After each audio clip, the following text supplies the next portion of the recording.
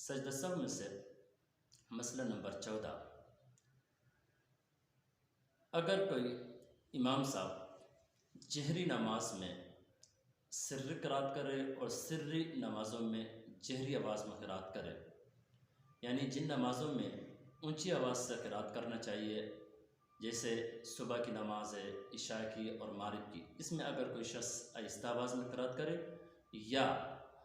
सिर्री नमाज़ों में मसलन असर और ज़ुहर की नमाज में ऊंची आवाज़ से अगर कोई शख्स क़िरात करे, इन दोनों सूरतों में उसके ऊपर सजदा सब वाजिब हो जाता है। और इसी तरह इसके साथ मिलता जुलता एक और मसला है, अगर तन्हा नमाज़ पढ़ने वाला शख्स, मुनफरिद नमाज़ पढ़ने वाला शख्स अगर सिर्री नमाज़ों में ऊंची आवाज़ से क़िरात करे या जहरी नमाज़ों में सिर्री आवाज़ में क़िरात करे, तो इन दोनों सूरतों में तन्हा नमाज़ पढ़ने वाले के ऊपर सजदा सब वाजिब नहीं हो जाता। अल्लाह रब्बुल इज़्ज़त हमें अमल करने की तौफ़ीक़ नसीब फरमाए।